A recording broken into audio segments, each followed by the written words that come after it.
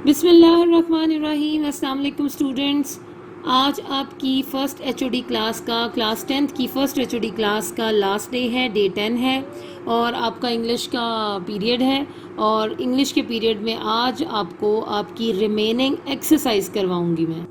यानी स्टूडेंट्स आप अपनी ये बुक निकाल लीजिए। हम जो लेसन रीड कर रहे थे हज़रत मोहम्मद सल्लल्लाहु अलैहि वसल्लम एंड एम्बॉडीमेंट ऑफ जस्टिस, इसकी रीडिंग पिछले दिनों में कंप्लीट हो गई है। आज हम इसकी एक्सरसाइज आपको सॉल्व करने का तरीका बताएंगे। आज के दिन में सिर्फ एक्सरसाइज का काम होगा।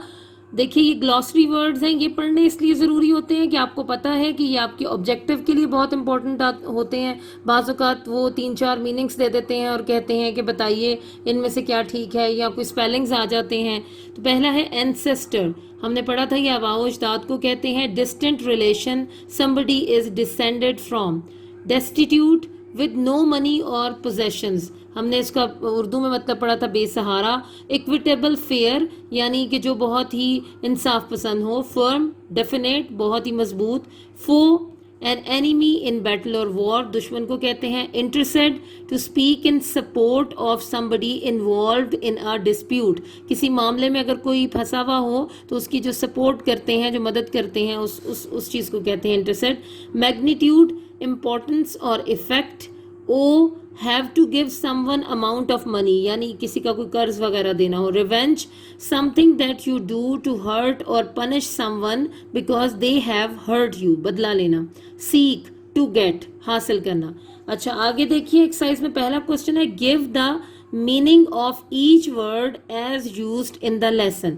हर वर्ड का वो मीनिंग देना है जो लेसन में जिस तरह ये मतलब इस्तेमाल हो। वैसे एक वर्ड के कई मीनिंग्स हो सकते हैं, लेकिन जिस तरह लेसन में ये वर्ड इस्तेमाल हुए हैं, ये वर्ड्स इस्तेमाल हुए हैं, उस तरह से इनके मीनिंग्स देने हैं। जी, write meanings of the followings. ये देखिए मैंने एक टेबल बना लिया है और आप भी इसी तरह इसको नोटबुक्स पर नोट कर लें, या आप चाहें तो अपनी बुक्स पर ही इसको नोट कर लीजिए। पहला वर्ड है model. A person one should imitate. A person one should imitate because of his good qualities. एक ऐसा इंसान जिसकी इमिटेट का मतलब वैसे तो नकल होता है, लेकिन ये कि ऐसा इंसान जिसको आप उसकी अच्छी क्वालिटीज की वजह से बिल्कुल हूबहू उसी तरह फॉलो करें, उसको कहते हैं मॉडल। अगला वर्ड है पाइटी। पाइटी का मतलब है respect for Allah and religion. अगला वर्ड है इटर्नल। इटर्नल का मतलब होता है परमानेंट। अगला वर्ड है अर्न। अर्न का मतलब है गेंड, गेंड। उससे अगला वर्ड देखिए सरमन। सरमन खुतबे को कहते हैं, खुतबे को कहते हैं, और आप इंग्लिश में इसको कहेंगे रिलीजियस लेक्चर। अगला वर्ड है रिवेंज, बदला। To punish someone who has harmed you, punish भी कह सकते हैं इसको, या आप कह सकते हैं कि उससे मतलब आपने, हाँ ठीक है पनिश ही होगा क्योंकि रिवेंज का यही मतलब है बदला लेना किसी भी तरह। Commandment, directive of Allah, Allah की तरफ से जो हिदायत आती है। Upheld, supported. Destitute, having no money, food and home. Proclaimed, announced. और लास्ट वर्ड है transcends. Transcends, to go above. Transcends, to go above. तो स्टूडेंट्स इन 11 वर्ड्स के आपने ये मीनिंग्स यहाँ पे देख लिए, आपको लिखे हुए दिखा दिए हैं। आप भी इनको अपनी बुक्स पर ही चाहे तो नोट कर लीजिए ताकि आपको पता हो इनका क्या मतलब है। जी स्टूडेंट्स, अगला क्वेश्चन है choose the appropriate synonyms of the following words. आप जानते हैं ना सिनोनिम्स क्या होते हैं? मुतरादिफ, जिनके एक जैसे मतलब होते हैं, और एंटोनिम्स होते हैं मुतजाद, जिनके ऑपोजिट मीनिंग्स होते हैं। पहला वर्ड है इक्विटेबल। इक्विटेबल का आपने मीनिंग अभी ऊपर ये देखिए, ऊपर चलिए, अगर ग्लॉसरी में भी तो इक्विटेबल का मीनिंग था फेयर, तो हम भी यहाँ से फेयर को इनसर्कल कर लें या टिक कर लें। फेयर, जस्ट, इक्वल है। मैंने पहले जस्ट किया था लेकिन फिर मैंने इसको फेयर कर दिया। फेयर ही ठीक है इसका आंसर, जस्ट नहीं होगा, फेयर। अगला है एंसेस्टर। एंसेस्टर आबाओ अजदाद को कहते हैं। सिंपल इसका मतलब हो सकता है फोर फादर। एंड ये इन्होंने लिखा हुआ है एंटीसीडेंट, फोर फादर, प्रेडिसेसर, तो आप करेंगे फोर फादर, बी को आप ठीक करें, फोर फादर। नेक्स्ट वर्ड है फो। फो दुश्मन को कहते हैं। रिलेटिव, एनिमी, फ्रेंड, तो क्या होगा? एनिमी। अगला है फर्म, मजबूत। एक्सपेंसिव, पावरफुल, परसिस्टेंट, मुस्तकिल आप इसको कहेंगे ना, जो मुस्तकिल तौर पर अपने उस पर रेजोल्यूटली कायम रहता है अपनी बात पर, तो परसिस्टेंट इसका आंसर होगा। ग्लोरियस, लस्ट्रस होगा, स्प्लेंडेड होगा या फेबुलस होगा, तो स्प्लेंडेड इसका आंसर है, स्प्लेंडेड बी। अगला देखिए क्वेश्चन क्या है, give meanings of the following phrasal verbs and use these phrasal verbs in sentences. आपको याद है कि हम डे 9 तक आपको 20 फ्रेजल वर्ब्स आपके नोट से पढ़ा चुके हैं, तो ये उसी तरह के कुछ और फ्रेजल वर्ब्स हैं, guilty of, belong to, exchange for और इन अकॉर्डेंस विद। जी पहला है गिल्टी ऑफ, उसी तरह आप करेंगे कि इसका मीनिंग लिखेंगे और फिर इसका सेंटेंस बनाएंगे। पहला है गिल्टी ऑफ, गिल्टी ऑफ का मतलब होता है मुजरिम या जुर्म करना। She was found guilty of the theft, she was found guilty of the theft. अगला देखिए बिलोंग टू, इसका मतलब होता है ताल्लुक होना। आपने ये अपने आखिरी दिन वाले में या शायद किसी एक दिन में ये फ्रेजल वर्ब पढ़ा है बिलोंग टू, तो आप दोबारा पढ़ लीजिए बिलोंग टू, ताल्लुक होना। She belongs to a noble family, she belongs to a noble family, वो एक मोअज़्ज़ज़ खानदान से ताल्लुक रखती है। अगला है एक्सचेंज फॉर, इसका मतलब है कन्वर्ट करना किसी को, अमूमन पैसों को कन्वर्ट करते हैं, एक्सचेंज करते हैं, तब्दील करना किसी चीज़ में। I exchange dollars for pounds, I exchange dollars for pounds, exchange for आ गया ना उसके अंदर। इन अकॉर्डेंस विद, के मुताबिक या अकॉर्डिंग टू इसका मतलब होता है। Courts, courts decide all cases in accordance with the law, courts decide all cases in accordance with the law. तो स्टूडेंट्स ये चार आपके फ्रेजल वर्ब्स भी हो गए, आप इनको भी नोट कर लीजिए। नेक्स्ट आपके इसी तरह मल्टीपल चॉइस है, choose the correct option. In paragraph 1 dash details of the रसूल सल्लल्लाहु अलैहि वसल्लम characteristics are given, general, specific या क्रोनोलॉजिकल, क्रोनोलॉजिकल, तो पहले वाला ठीक होगा, general. The key idea of paragraph 2 is that हज़रत मोहम्मद सल्लल्लाहु अलैहि वसल्लम वॉज अ ग्रेट ओरेटर, यानी मुकर्रर थे। हज़रत मोहम्मद सल्लल्लाहु अलैहि वसल्लम was a just head of the state, हज़रत मोहम्मद सल्लल्लाहु अलैहि वसल्लम was just and fair even before his नबूवत। तो पहले पैराग्राफ के मुताबिक C answer is correct. Examples given in paragraph 3 and 4 show that Hazrat Muhammad sallallahu alaihi wasallam was a just head of the state, was a simple man, was fair in his dealing. तो इसके मुताबिक पहला correct है, हज़रत Muhammad सल्लल्लाहु अलैहि वसल्लम was a just head of the state. In paragraph 5 shows that Hazrat Muhammad sallallahu alaihi wasallam was a just head of the state. The justice of Hazrat Muhammad sallallahu alaihi wasallam was a source of peace and security for the non-Muslims. Hazrat Muhammad sallallahu alaihi wasallam was just and fair even before his nabuwat. तो इसका answer B is correct according to paragraph 5.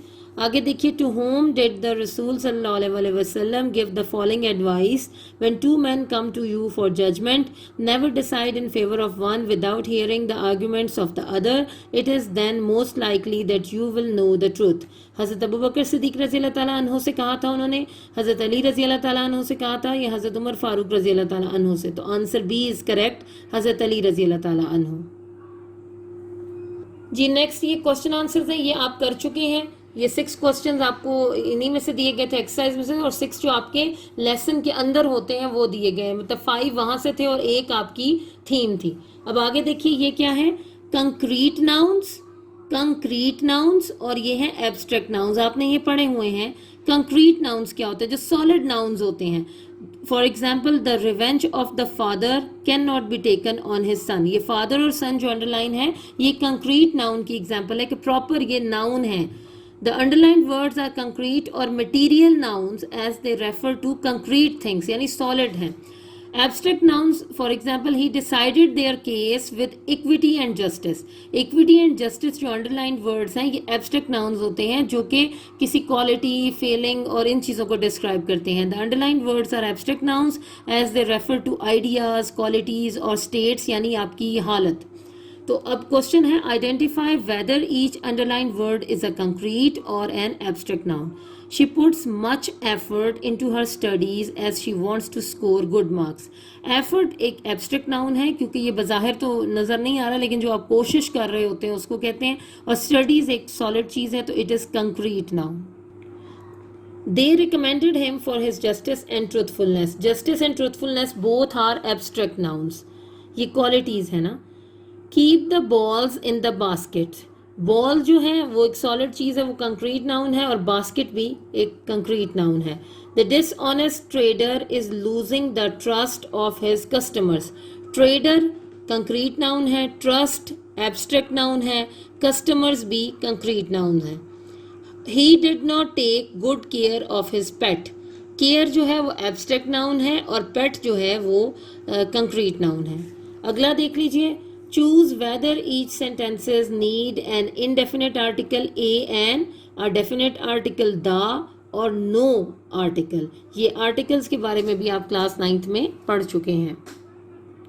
अच्छा जी देखिए, इसमें ए आएगा, N आएगा, या the आएगा, या कोई भी आर्टिकल नहीं आएगा। He asked me dash a very hard question. He asked me a very hard question. अच्छा स्टूडेंट्स, अगर यहाँ क्वेश्चंस होता, he asked me dash very hard questions, तो क्या आना चाहिए था? कुछ भी नहीं, नो आर्टिकल, क्योंकि ज़्यादा हो जाते हैं ना क्वेश्चंस, उसके साथ ना आ सकता है, ना एन, ना द। वेरी हार्ड क्वेश्चन ज़रूरत नहीं है उसकी। He asked me a very hard question. Dash question that he asked me was easy. The question that he asked me was easy. Have you seen dash my scarf? A my scarf, and my scarf, the my scarf नहीं आता obviously, तो फिर no article. Could you please pass me dash salt, the salt? Is there a good restaurant around here? The restaurant that my friend owns is very good. I have several dash good friends. No article, na a आएगा, ना an, ना the. The UAE is a beautiful country. I will see you in a week. I am on a vacation until Monday. आगे देखिए students, it is noun phrase, about noun phrase. A noun phrase is a group of words that does the work of a noun, जो noun का काम करते हैं। For example, as a young trader he earned reputation of being an honest, fair and just businessman. ये एक पूरी phrase होती है जिसमें जो नाउन ही की तौर पर काम कर रहे होते हैं। तो ये अंडरलाइन वर्ड्स को आप देख रहे हैं। अब हम एक्सरसाइज देखते हैं इसकी। Underline the noun phrases in the following sentences. This is an old fashioned hat. तो an old fashioned hat जो है वो आपकी noun phrase है। We discovered Fahad's plans. Fahad's plans को underline कर लीजिए, it is noun phrase. A rolling stone gathers no moss. A rolling stone भी आपकी noun phrase है, और no moss भी। The recent flood caused heavy damage. The recent flood भी आपकी noun phrase है, और heavy damage भी। An oral presentation can be interesting. An oral presentation is noun phrase. Past indefinite and past continuous tenses जो आप पढ़ चुके हैं, और इस HOD क्लास में आपको tenses रिवाइज करने के लिए भी दिए जाएंगे। Fill in each blank with past indefinite or past continuous tense of the verb in brackets. What dash you do? अब यहाँ पर क्या आएगा? What were you doing when I called you last night? What were you doing when I called you last night? I was sitting in the cafe when you called me. When you arrived at the bus stand, who was there? Shamsa was watching a film when she heard the noise. We were playing tennis when Javed hurt his ankle. Hurt की आपको पता है यही forms होती हैं, तीनों forms of verb होती हैं, हर्ट हर्ट हर्ट, तो इसीलिए हर्ट ही आएगा यहाँ पर। जी स्टूडेंट्स, मैंने ये पंक्चुएशन नहीं की, पंक्चुएट द फॉलोइंग पैराग्राफ। आप इस पंक्चुएशन को करने का आसान तरीका ये है कि पीछे से लेसन में जाइए और वहाँ लेसन के मुताबिक आप खुद इसको पंक्चुएट कीजिए। इसमें पंक्चुएशन मार्क्स लगाइए, कहाँ पे कैपिटल लेटर आएगा, कहाँ comma, full stop, question mark, inverted commas. तो लेसन में से इसको देखकर आप खुद इसको फिल कीजिएगा। तो यहाँ तक आपकी एक्सरसाइज थी, जो कुछ रिटन काम था। आगे कुछ ओरल कम्युनिकेशन है, वो आप क्लास में आएंगे तो हम उनको डिस्कस कर लेंगे। तो स्टूडेंट्स, आज डे 10 पर आपकी एक्सरसाइज भी कंप्लीट हो गई। आपसे मैं उम्मीद करती हूँ कि आप इस फर्स्ट HOD क्लास का काम रोज का रोज करेंगे, ताकि आपको आखिर में किसी मुश्किल का सामना ना करना पड़े। आप रोज का काम रोज करेंगे तो आपका काम जल्दी भी हो जाएगा और आपको याद भी हो जाएगा। Thank you. तलबा, ये ओवरऑल हमारी पहली HOD का ये 10वां दिन और आपके इस्लामियात इख्तियारी के हवाले से जो है ये हमारा 5वां दिन और लास्ट दिन है। और इसमें मैंने आपको कुछ सबक नहीं दिया है, बल्कि जो कुछ आपको पढ़ाया गया है आप इसकी रिवीजन करेंगे ताकि आपको अच्छे तरीके से ये याद हो सके। डियर स्टूडेंट्स, आज डे 5 है और डे 5 में हमारे पास जो सिलेबस है वो चैप्टर 6 के तफसीली सवालात ही हैं और उसमें हम आज सवाल नंबर 5 पढ़ेंगे। स्टूडेंट्स, सवाल नंबर 5 है, शहरियों के मुआशी और सियासी हकूक़ पर रोशनी डालिए। तो इसमें हम पहले पढ़ेंगे मुआशी हकूक़। तो मुआशी हकूक़ में वो लिखता है कि मुआशी हकूक़ ज़िंदगी की बुनियादी शराइत को पूरा करते हैं, इनके बगैर मुतमद्दन ज़िंदगी का असूल मुमकिन नहीं है। इस्लामी रियासत में तमाम शहरियों को मुआशी तहफ़्फ़ुज़ जो है वो फ़राहम किया जाता है। इसमें पहला पॉइंट है हक़ मुलाज़मत। हर शख्स को ये हक़ है कि वह कानून के मुताबिक अपनी मर्ज़ी और रुझान के मुताबिक अपना पेशा अख्तियार करे। वो तमाम अफराद जो मतलूबा मेयार पर पूरा उतरे हों सरकारी मुलाज़मत हासिल करने के अहल हैं। नीज़ अगर कोई कारोबार करना चाहे तो वह अपनी मर्ज़ी से कारोबार करे, लेकिन गैर कानूनी कारोबार करना रियासत के कानून के मुताबिक जुर्म है। यानी कि शहरी के हकूक़ में जो पहला हक़ है वो हक़ मुलाज़मत है, यानी कि हर शख्स को, हर शहरी को ये हक़ हासिल है कि वो अपनी मर्ज़ी का पेशा अपना सके, यानी अपनी मर्ज़ी से कारोबार कर सके, चाहे वो सरकारी मुलाज़मत करे, चाहे वो अपना कोई कारोबार करे या कोई अपना बिज़नेस जो है वो रन कर सके। तो इसमें वो आपको बता रहा है कि अगर कोई आप ऐसा काम करते हैं जो ब्लैकमेलिंग में आता है, जो स्मगलिंग में आता है, वो गैर कानूनी है। जब आप गैर कानूनी कारोबार करेंगे तो फिर आप रियासत के मुजरम करार दिए जाएंगे, फिर आप जुर्म करते हैं। अगला पॉइंट है हक़ उजरत और मुआवजा। हर शहरी का ये हक़ है कि वो मेहनत करे और इसका मुआवजा मिले। दुनिया भर में मज़दूरों के हकूक़ के तहफ़्फ़ुज़ के लिए मुख्तलिफ़ ट्रेड यूनियन काम करती हैं। नबी पाक सल्लल्लाहु अलैहि वसल्लम का इरशाद है कि मज़दूर की मज़दूरी इसका पसीना खुश्क होने से पहले अदा की जाए।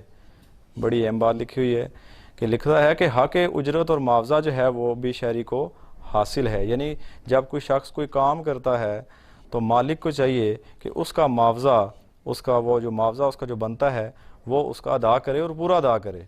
और यहाँ वो नबी पाक सल्लल्लाहु अलैहि वसल्लम का इरशाद भी वो आपको बताता है कि उन्होंने कहा था कि मज़दूर की जो मज़दूरी है वो इसका पसीना खुश्क होने से पहले अदा की जाए। तो बड़ी अहम बात है। आगे वो लिखता है नंबर 3 में हक़ जायदाद। हर शहरी को ये हक़ हासिल है कि वह अपनी ज़ाती जायदाद बनाए और इसे जैसे चाहे खर्च करे, ताहम नाजायज़ ज़राए से बनाई गई जायदाद हुकूमत ज़ब्त कर सकती है। हक़ जायदाद भी हासिल है एक शहरी को, यानी कि माशरती हकूक़ में ये आता है। लेकिन वो आपको बता रहे हैं कि वो जायदाद या वो जगह जो आपने वैसे ही नाजायज़ रखी हुई है या नाजायज़ ज़राए से हासिल की हुई है, वो हुकूमत को उसको ज़ब्त कर सकती है। आगे हमारे पास वो लिखता है सियासी हकूक़, यानी कि ये तो मुआशी हकूक़ थे 3, आगे हम पढ़ेंगे सियासी हकूक़। तो सियासी हकूक़ में हमारे पास वो लिखता है कि सियासी हकूक़ का ताल्लुक़ शहरी की सियासी ज़िंदगी से होता है। सियासी हकूक़ जमहूरियत की तरक्की के लिए लाज़िम व मलज़ूम हैं। सियासी हकूक़ के बगैर फ़र्द अपने माशरती हकूक़ से फ़ायदा नहीं उठा सकता। नंबर 1, वोट देने का हक़। तमाम शहरियों को वोट का इस्तेमाल करने का हक़ हासिल है। अलबत्ता आदि, मुजरम, पागल, नाबालिग और दवालिया अफराद और गैर मुल्की इस हक़ को इस्तेमाल नहीं कर सकते। यानी कि वो आपको बता रहा है कि सियासी हकूक़ में जो पहला हक़ है शहरी को हासिल, वो वोट देने का हक़ है। और आपको बता रहा है कि हर शहरी को ये हक़ हासिल है कि वो वोट का इस्तेमाल कर सकता है। लेकिन ऐसे शख्स या ऐसे लोग जो मुजरम हों, पागल हों, नाबालिग हों, दवालिया हों, इनको वोट देने का हक़ हासिल नहीं होता। आगे है हक़ नुमाइंदगी। हक़ नुमाइंदगी में वो आपको बता रहे हैं कि शहरियों को वोट देने के साथ साथ ये हक़ भी हासिल होता है कि वो इंतखाबात में बतौर उम्मीदवार शिरकत करें। नुमाइंदगी के लिए उम्र और तालीम की शराइत का होना ज़रूरी होता है। पाकिस्तान में 1973 के आइन के तहत कौमी असम्बली के उम्मीदवार के लिए उम्र की हद कम से कम 25 साल है। यानी कि जो हक़ नुमाइंदगी है, जो वोट देने का हक़ है, उसके साथ साथ हक़ नुमाइंदगी भी पाकिस्तान के शहरियों को दिया गया है। हक़ नुमाइंदगी का मतलब ये होता है कि आप किसी अगर किसी सियासी जमात में हासिल होना चाहें, सियासी जमात में अगर आप हिस्सा लेना चाहें तो आप सियासी जमात में हिस्सा ले सकते हैं, और अगर आप कोई इलेक्शन लड़ना चाहें तो इलेक्शन लड़ सकते हैं। इसके लिए उम्र और तालीम की वो आपको बता रहा है कि शर्त मौजूद है, और उम्र और तालीम की जो शर्त है इसमें वो आपको बता रहा है कि जो 1973 का आइन है उसमें जो कौमी असम्बली के उम्मीदवार के लिए 25 साल जो है वो उम्र 25 साल की उम्र की हद जो है वो मुकर्रर की गई है। तो स्टूडेंट्स, इस तरह जो डे 5 का काम है हमारा वो भी मुकम्मल हुआ, और मैं उम्मीद करता हूँ कि आप इस सिलेबस को बड़े अच्छे तरीके से याद भी करेंगे और अपनी नोटबुक्स के ऊपर लिखेंगे भी। Thank you very much.